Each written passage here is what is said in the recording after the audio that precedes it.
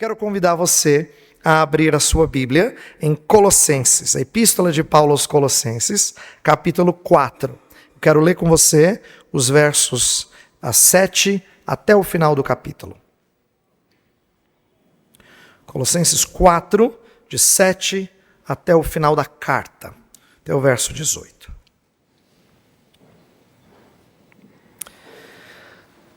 Diz assim a palavra de Deus: Quanto à minha situação, Tíquico, irmão amado e fiel ministro e conservo no Senhor, de tudo vos informará. Eu o envio com expresso propósito de vos dar conhecimento da nossa situação e de alentar o vosso coração. Em sua companhia vos envio Onésimo, o fiel e amado irmão que é do vosso meio. Ele vos farão saber tudo o que por aqui ocorre. Saúda-vos Aristarco, prisioneiro comigo, e Marcos, primo de Barnabé, sobre quem recebestes instruções. Se ele for ter convosco, acolhei-o. E Jesus, conhecido por Justo, os quais são os únicos da circuncisão que cooperam pessoalmente comigo pelo reino de Deus. Eles têm sido meu lenitivo. Saúda-vos Epáfras, que é dentre vós servo de Cristo Jesus, o qual se esforça sobremaneira, continuamente por vós, nas orações, para que vos conserveis perfeitos e perfeitamente convictos em toda a vontade de Deus. Ele deu testemunho de que muito se preocupa por vós, pelos de Laodiceia e pelos de Herápolis. Saúda-vos Lucas, o médico amado, e também Demas. Saudai os irmãos de Laodiceia e Ninfa e a igreja que ela hospeda em sua casa. E uma vez lida esta epístola perante vós, providenciai porque seja também lida na igreja dos laodicenses. E a dos de Laodiceia, lede-a igualmente perante vós. Também dizei a Arquipo: atenta para o ministério que recebeste no Senhor para o cumprires. A saudação é de próprio punho. Paulo, lembrai-vos das minhas algemas. A graça seja convosco. Desde os primórdios da igreja, não é incomum a gente ficar frustrado com coisas que acontecem nela. Conforme nós a vemos, ela nem sempre é formosa, como eu falei. Eu acho que a melhor palavra para esse início de mensagem é dizer que ela é mista. Essa foi uma ideia desenvolvida por Agostinho, o famoso pai da igreja dos séculos IV e V. Ele dizia que a igreja é um ajuntamento de erros e virtudes, de pessoas genuinamente cristãs e outras não. No decorrer da história da igreja, o que ficou desenvolvido é o conceito de igreja visível em distinção da igreja invisível. Invisível é aquela que Deus vê, e ela é linda, do jeito que o coral cantou. Linda. Porque ela é composta daqueles em quem a graça tem sido derramada de forma abundante. Mas se a igreja invisível é o que Deus vê, o que a gente vê nem sempre é bonito. O que a gente vê, a igreja visível, ela é feia, ela é inacabada, ela é suja e às vezes desanimadora. A Escritura revela essas frustrações, não é só do meu coração, mas quando Moisés tem que lidar com um povo que não para de murmurar, ou o próprio Jesus tem discípulos que já não andam mais com ele. Isso revela que o povo que a gente vê nem sempre se nos apresenta de forma bonita. Eu quero fazer uma pergunta e a gente vai pensar sobre ela ao longo dessa mensagem. Qual é a cara da igreja? Isto é, como é que ela me parece? E como é que eu devo vê-la? E eu creio que esse texto que a gente leu nos dá um pouco de ensinamento sobre isso, sobre a cara da igreja, sobre como eu devo enxergá-la. Conclusões de cartas não são os textos favoritos para pregadores, tá? Conclusões de cartas normalmente parecem assim, um monte de nome, algumas rápidas recomendações e é isso aí. É parecido com pregar em genealogia. O que você vai dizer? Fulano nasceu, morreu, teve filho, acabou. Depois outro nasceu, morreu, né? Nasceu, teve filho, morreu, tantos anos. Não parece um texto assim com verdades ricas para a gente dizer, uau, que profundo. Eles têm saudações, eles têm orientações gerais, uma bênção no final. E a epístola de Paulo aos Colossenses não é muito diferente. Ela cita 10 pessoas, nome de 10 pessoas diferentes nesse texto que eu li, que estavam com Paulo ou estavam na região de Colossos. Tem algumas orientações sobre Marcos, tem a ideia de trocar cartas com os irmãos de Laodiceia, e tem uma benção no final. O que a gente pode aprender de um texto como esse? Com tanta coisa bonita para a gente expor, por que a gente também expõe um texto como esse? Bem, o que eu quero propor é que essa conclusão da carta nos ensina sobre como a igreja se nos mostra em toda a sua diversidade. O que eu quero olhar com vocês é como os nomes e as orientações paulinas, elas são um vislumbre da igreja e do trabalho missionário do primeiro século. Ela nos revela algumas frustrações, mas principalmente o encorajamento de termos cooperadores no evangelho. Eu quero mostrar isso, eu quero focar nessa ideia de que, a despeito de termos algumas complexidades da igreja, uma das glórias de Cristo pode ser vista por intermédio dos seus servos, aqueles que constituem a igreja e cooperam com Paulo.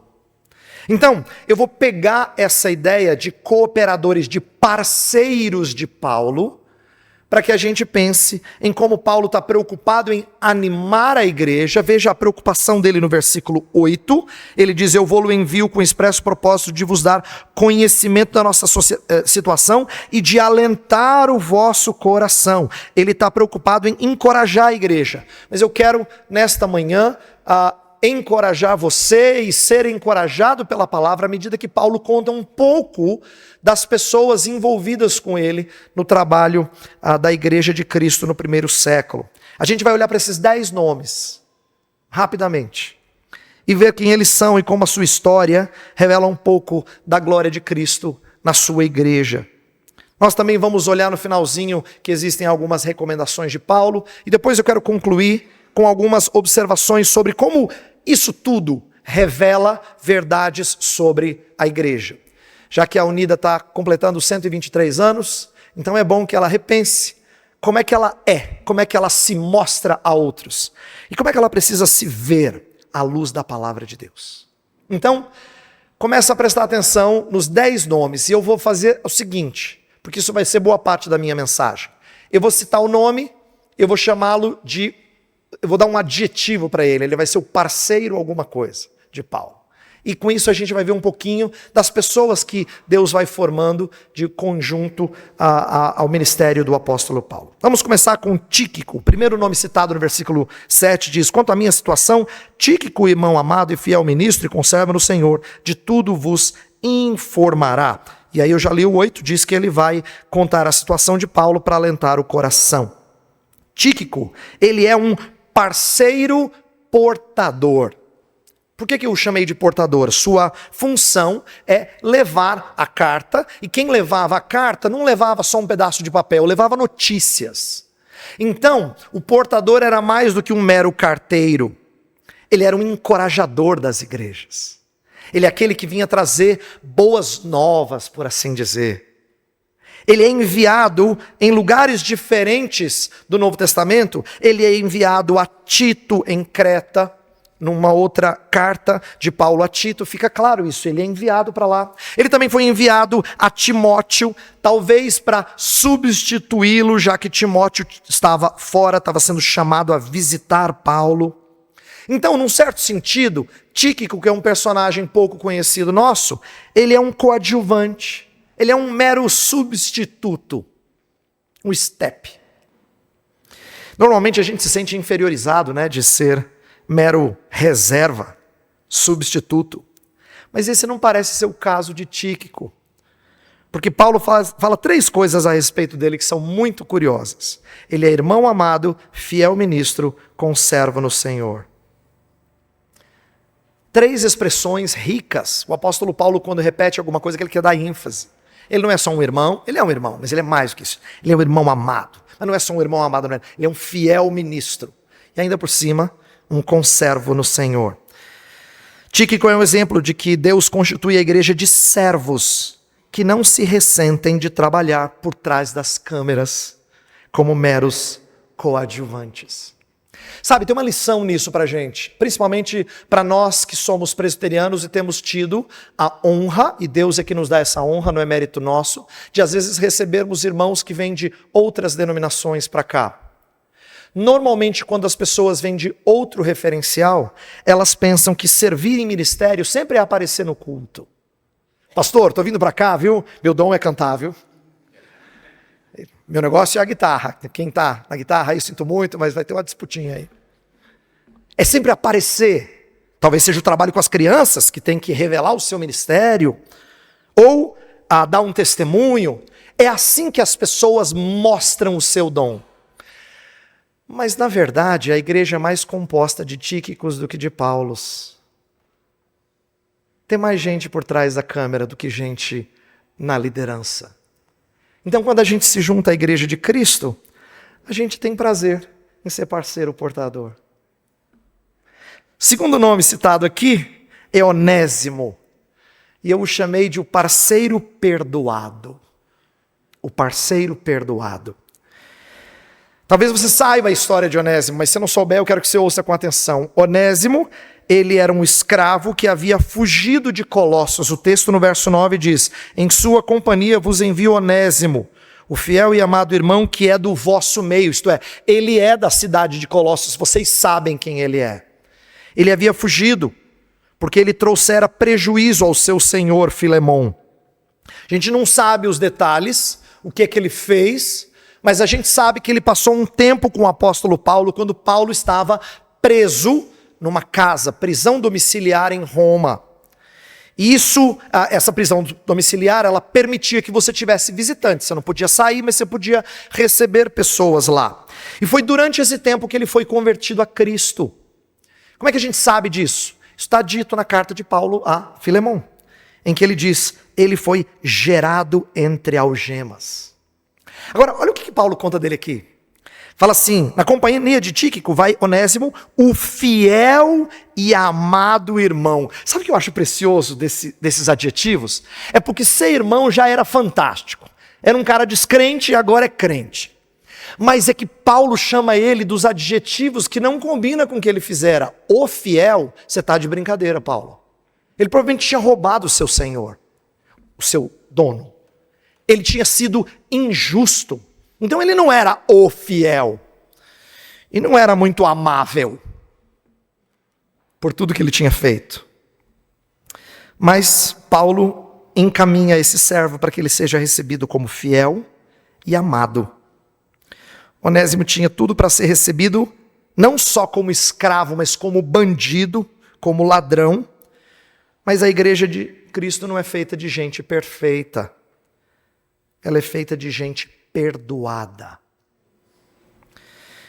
Eu quero que você compreenda o que está acontecendo aqui com Onésimo. É mais do que só mudança de status. Status é: você era condenado, agora você não está mais condenado, você foi judicialmente eximido da sua culpa. É mais do que isso.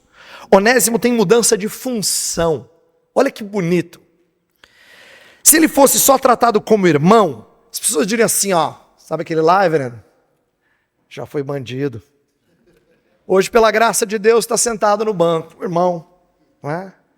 Mas não é só isso que aconteceu com Onésimo. Ele está sendo enviado numa missão. Paulo não tratou ele só como irmão. Ele, junto com Tíquico, eles vos farão saber tudo o que por aqui ocorre. Você percebe o que Paulo está ensinando aqui? Que Onésimo, o bandido, ladrão, escravo rebelde, fora perdoado, mas não só para ser tratado como irmão, mas para ser tratado como um servo fiel e amado. Sabe, isso ensina para a gente acerca da graça que perdoa e torna útil aquele que antes, de certa forma, tinha sido desleal. Você lembra da história de Pedro? Jesus cantou para ele, antecipou: você vai me trair. Ah, não, Senhor, eu não. Pode ser esse aqui, ó. Talvez o Tiago, o João, o outro, mas eu não. E aí o que acontece com ele? Não só uma, mas 3 vezes. Jesus aparece para ele e 3 vezes lhe pergunta: tu me amas? E nas 3 vezes, Pedro fala assim: tu sabes que eu te amo. Em outras palavras, o Senhor me conhece. Mas sabe o que é mais bonito da passagem? Não é que Pedro declara o seu amor. É que Jesus diz assim: então pastorei as minhas ovelhas. Ele não botou Pedro de castigo, entendeu? Ele disse: você vai ser usado por mim. Pastorei o meu rebanho. Então, perceba que no reino de Deus, a gente não serve porque a gente tem moral. A gente não chega assim e diz: então, o que você está pensando? O que você está pensando que está falando? Não é assim. Paulo tinha sido um legalista, velho. Viu gente morrer por causa das suas iniciativas. Incentivou perseguição, assassinato. Pedro foi um traidor. Onésimo, um bandido rebelde. E a igreja é feita de gente assim. Nosso histórico nunca é admirável para servir. Eu não quero que você pense que você tenha que ficar preparado para servir. Nós servimos porque muito nos foi perdoado. Lembra daquela mulher que chorou e lavou os pés de Jesus? Por que ela fez isso? Jesus disse assim: é porque ela foi muito perdoada. E quem foi muito perdoado, muito ama. A igreja de Cristo é feita de gente assim, de parceiros perdoados. E por isso que amam. Próximo nome, versículo 10, cita um tal de Aristarco. Saúda-vos Aristarco, prisioneiro comigo. Quem é esse Aristarco? Aristarco aparece no Novo Testamento quando Paulo está testemunhando em Éfeso, está lá no livro de Atos. E aí acontece o seguinte: os comerciantes que viviam das vendas das imagens da deusa Diana incitam os moradores contra Paulo, de tal forma que Paulo tem que sair fugido, porque a multidão enlouquecida vai varrendo as ruas de Éfeso. E Aristarco está lá. O texto fala que Aristarco estava junto com Paulo. Parece que está com Paulo, ela sempre está metido em confusão, sabe, presbítero? Mas Aristarco está lá, sofrendo com Paulo, mas está lá. Então, o que revela a beleza desse servo é que, mais uma vez, é dito dele que ele é prisioneiro comigo. Por quê? Ele tinha feito alguma bobagem? Não.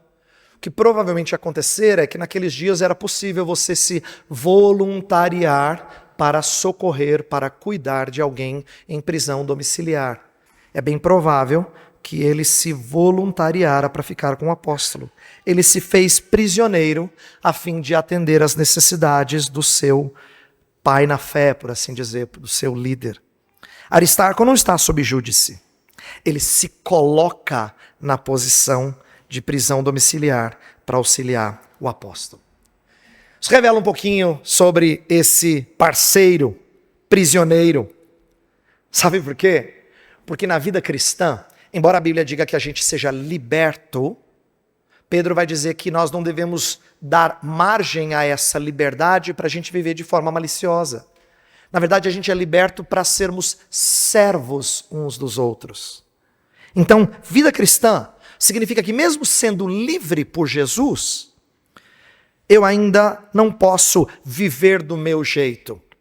Na verdade, eu sou liberto das amarras do pecado para ser preso pelas amarras do amor do meu novo Senhor. Então, eu sou livre, mas eu abro mão de minhas liberdades para servir o próximo. O amor pronto a servir abre mão de liberdades por causa do próximo.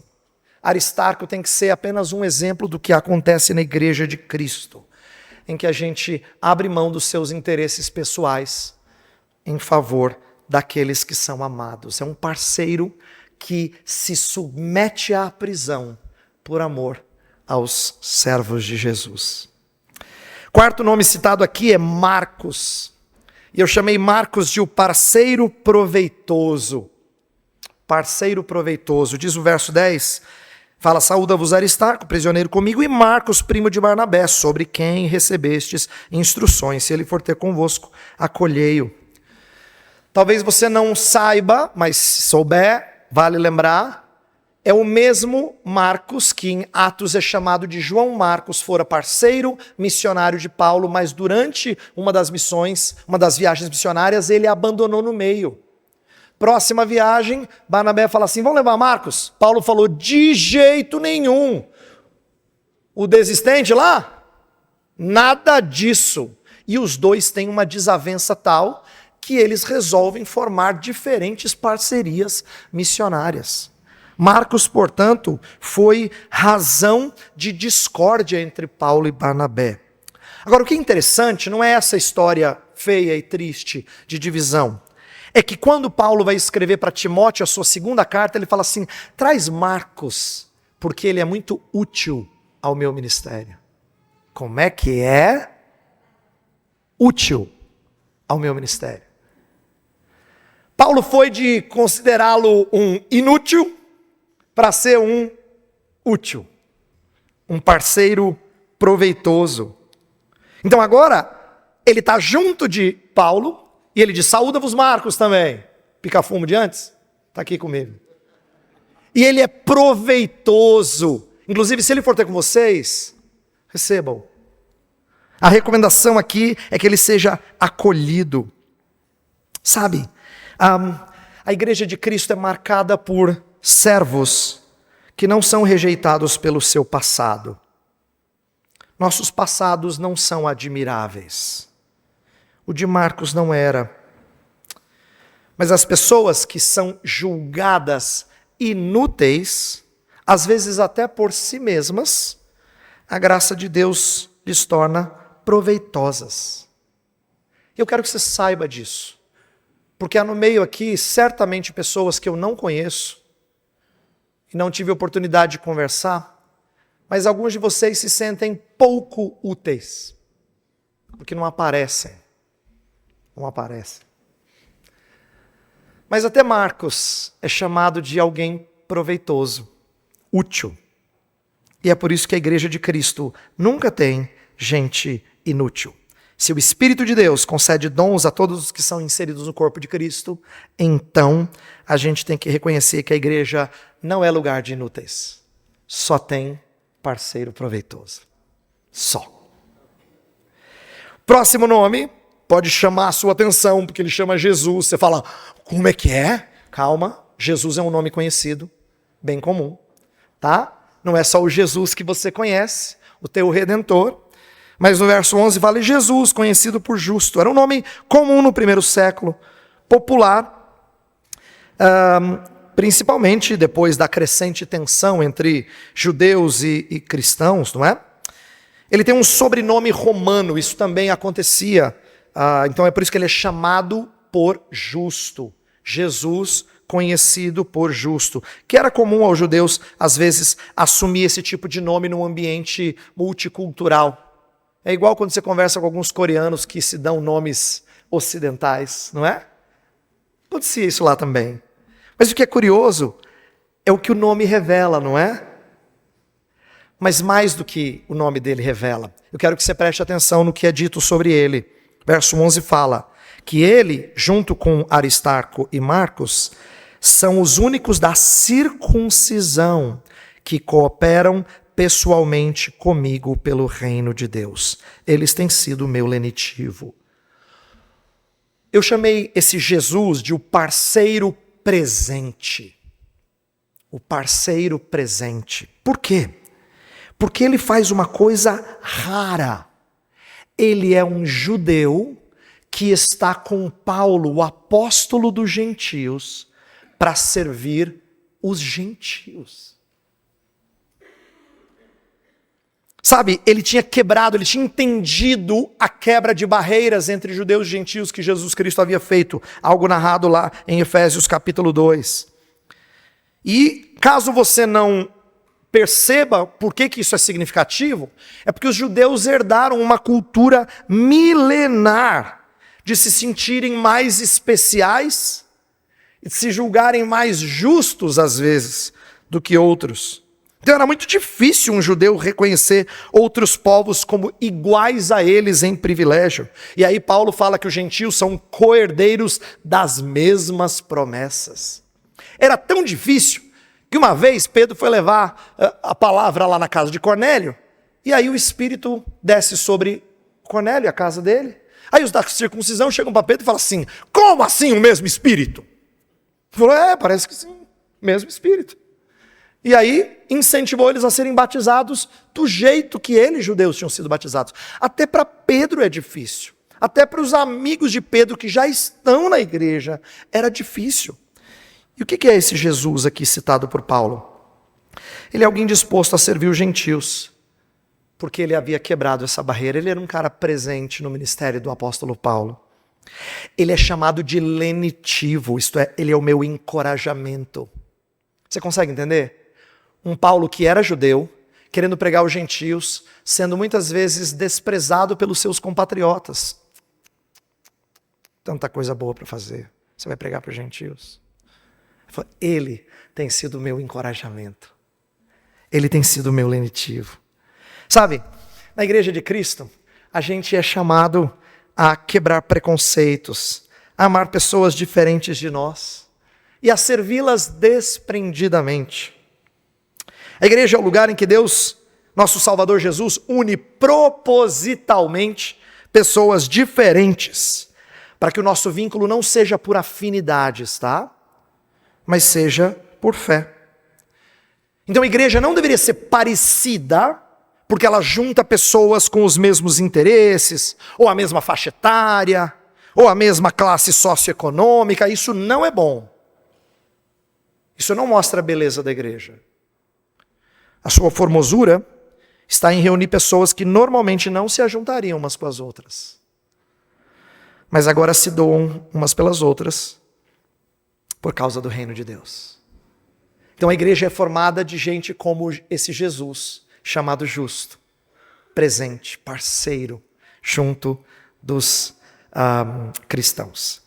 Tem outros nomes, eu vou citar rapidamente, senão a gente vai se delongar muito. Epáfras, olha que lindo que é dito de Epáfras, versos 12 e 13.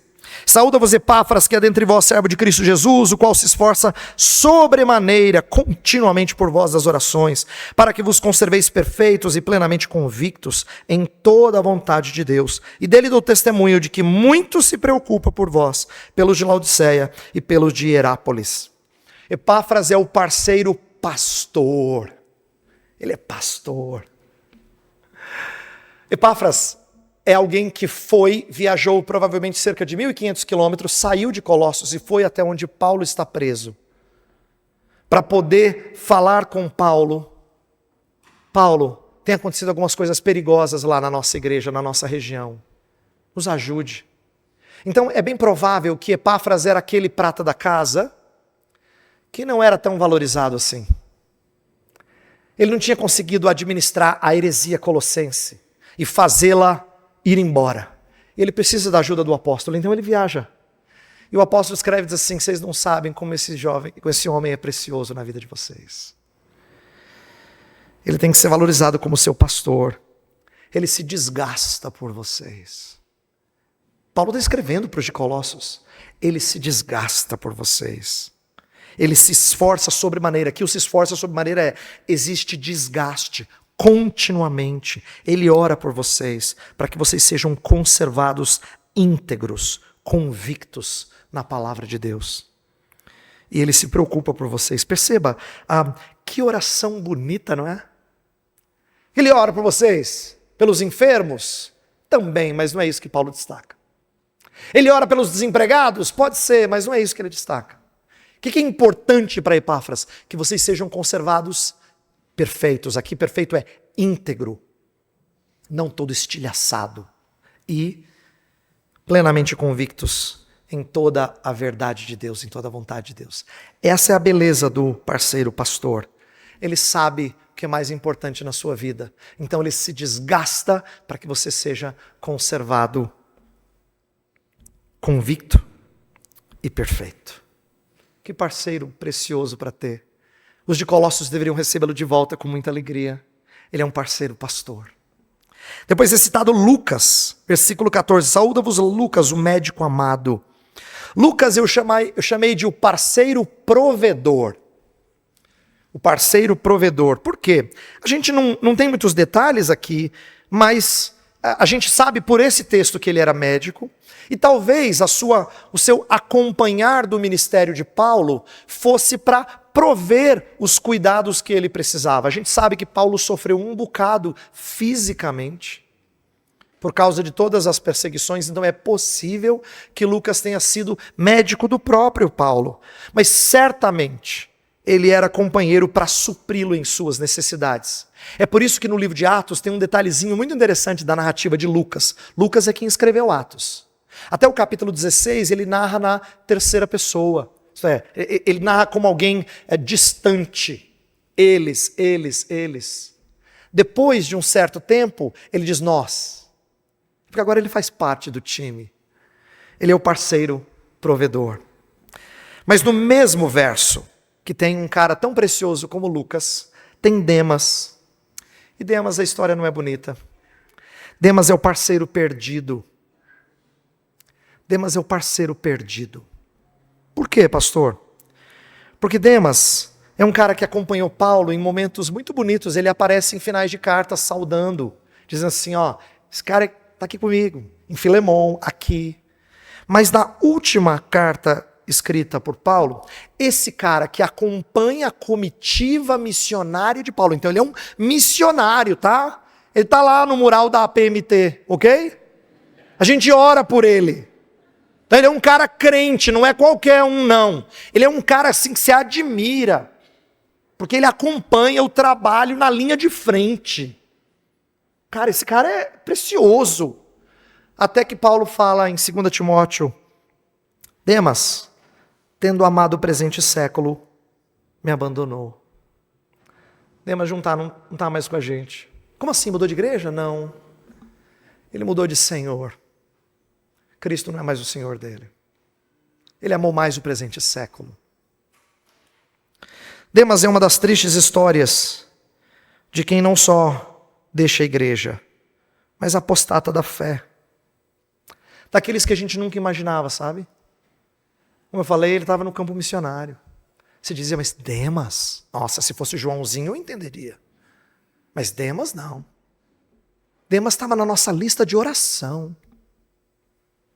A igreja de Cristo é formada por gente assim. A gente julgava que ele era firme, bênção. Mas ele se perdeu. Porque a igreja visível, ela é misturada com casos como o de Demas.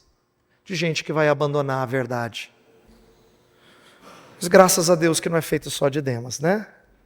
O outro nome que vem na sequência é Ninfa. Ninfa é uma mulher.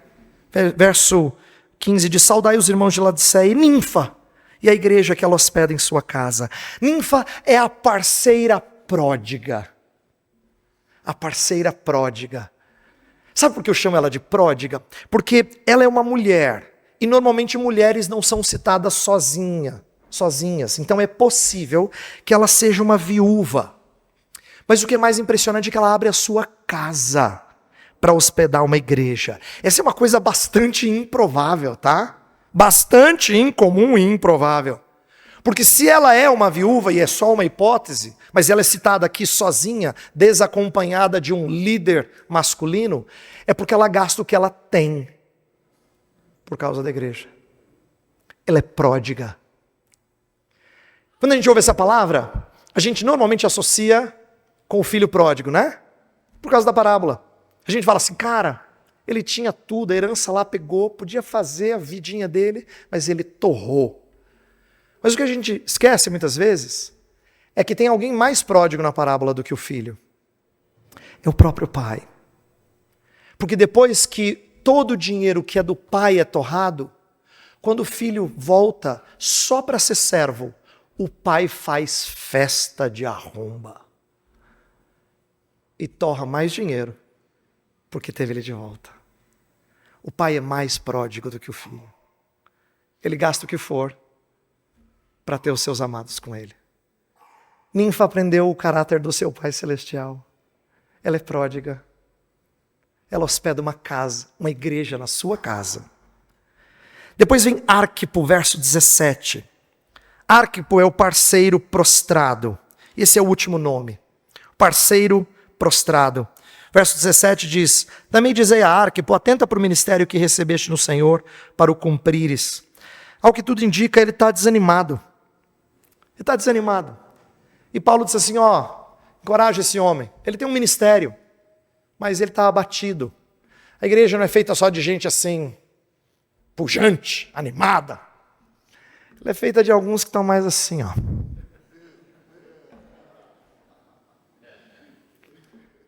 E eles precisam ser animados. A igreja é feita de gente prostrada, por razões diversas. Podem ser por pecados cometidos por si mesmo. Pode ser por erros de outros cometidos contra ele ou ela. Pode ser por circunstâncias. As razões são diversas, mas a verdade é que a gente, crente, também se prostra. E nós precisamos ser animados uns pelos outros. Queridos, inclusive, eu estou contando a história dessas 10 pessoas citadas aqui, para você entender que Paulo quer promover comunhão entre eles. E promover comunhão entre os irmãos de Colossos. Ele até fala assim, troca a carta com os de Laodiceia. Ele diz lá no versículo 16, uma vez lida essa epístola perante vós, passa ela para a igreja dos Laodicenses. E a carta que eu enviei para os de Laodiceia, a gente não tem essa carta. Leia entre vocês também. Paulo está pastoreando e está encorajando as igrejas, mas elas têm que trocar as cartas para que uma verdade encoraje a outra igreja. Paulo quer, inclusive, que ele seja alvo das orações deles. Por quê? Porque a igreja é um ajuntamento de gente diferente, gente em situações diferentes. Talvez você ouva de gente sendo perseguida do outro lado do mundo, enquanto você ainda desfruta de um certo conforto e liberdade. Mas é parte do mesmo povo. Uma hora vai chegar a sua vez. Assim como os desempregados, que fazem parte do nosso público, mas graças a Deus nós temos sido providos em todas as nossas necessidades. Mas o desempregado é seu irmão, ele faz parte do seu corpo. Mesma coisa do doente. Enquanto alguns estão penando e lutando contra enfermidades, você vai bem de saúde, graças a Deus. Mas ele faz parte da mesma família. E ela é colocada junta para que nós sejamos encorajadores uns dos outros.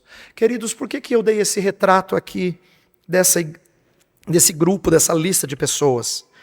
Porque igreja é lugar de lágrimas, labutas e frustrações, sim.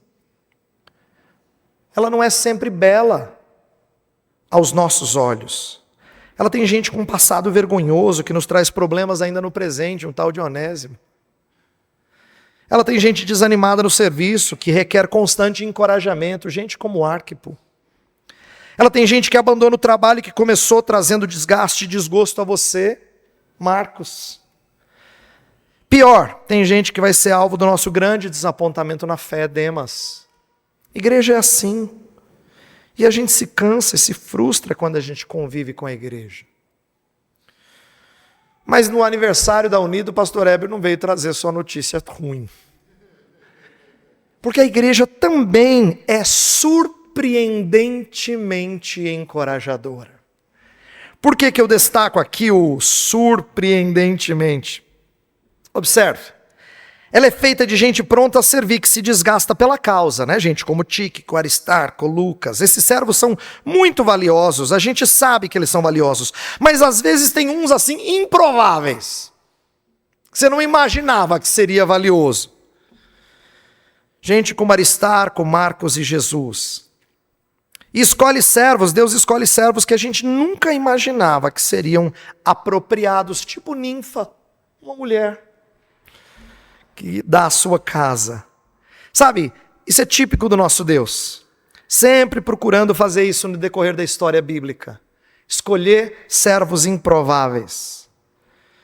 Ele não escolhe o primogênito Esaú, mas escolhe o trapaceiro Jacó. Não escolhe os primeiros filhos de Jacó, mas José vai ser o provedor. Ele escolhe o pesado de língua Moisés para ser o líder do povo. Podia escolher alguém que não gaguejasse, por favor? Uma pessoa que fala bem, bonito. Afinal de contas é um só, um líder, né, presbítero? Podia ter sido um cara que fala melhor assim, que tem presença no púlpito, uma voz bonita, como a do pastor Roster, assim. Mas não, pega Moisés. Olha só, nem sabe falar direito. Tem que usar o irmão dele para falar por ele. Mas Deus quis assim. Servos improváveis. Porque a beleza da igreja não está nela, está na beleza que o seu noivo coloca nela. É por isso que ela é formosa. É por causa da beleza do noivo. Então, queridos, igreja cheia de complexidades, mas elas revelam a sabedoria de Deus também. Deus é o artista que reúne pedras muito diferentes, em formatos e cores. Algumas destoantes, é verdade, vão ter que ser bem trabalhadas. Outras até são descartadas. Mas no final ele monta um mosaico muito bonito, bem harmonioso. Porque o nosso Deus é artista. Mas não é artista que faz tudo igualzinho. Ele é artista que mostra ao mundo a sua sabedoria através de gente não tão encantadora. Então Agostinho estava certo, a igreja é mista, viu, pastor? Um ajuntamento de pessoas com seus erros e virtudes. E de gente crente e outras nem tanto. Mas sabe o que é sábio? E eu quero terminar com isso. O encanto da sabedoria do nosso Jesus, e eu acho isso impressionante, é que ele não se envergonha de se mostrar ao mundo por intermédio da sua igreja visível. Jesus podia ter pegado assim só os top, né? Feito assim a classe dos primeiros em espiritualidade. Mostrado ao mundo quem ele é, através desses. Mas ele diz assim, que ele roga ao Pai para que sejam um, para que o mundo creia que tu me enviaste. O que ele está dizendo? Ele está rogando para que a unidade da igreja seja visível. Ele não está falando da igreja invisível. Ele está falando do que o mundo vê. E é através daquilo que o mundo vê, um punhado de gente complicada, é que ele vai mostrar a sua beleza. A Bíblia diz que isso é sábio. Eu não faria assim, mas eu não sou o Redentor. E se no final da história vai dar certinho, vou ter que tirar o chapéu para o Salvador. E vou dizer, sapientíssimo, quem conheceu a tua mente, Senhor? Quem te deu instrução para o Senhor fazer isso? Ó profundidade, tanto da sabedoria como do conhecimento de Deus, para montar a sua igreja desse jeito. Nós temos que louvá-lo e agradecer, não só porque 123 anos mostram a força da unida, porque mostra como Deus é sábio mesmo com os perrengues na história da unida. Como Deus é sábio, como Deus é lindo. Ore comigo. Senhor Deus, nós carecemos muito de ver a tua beleza. Porque quando nós olhamos para nós mesmos, nós vemos feiuras, nós vemos desânimos, nós vemos pecados. Então nós precisamos olhar para o Senhor, ter nossos olhos voltados para Ti e enxergar a beleza da Tua santidade. O Senhor é formoso, o Senhor é lindo aos nossos olhos, Senhor. E nós queremos que a Tua beleza e a Tua sabedoria sejam evidenciadas por meio de gente complicada como nós.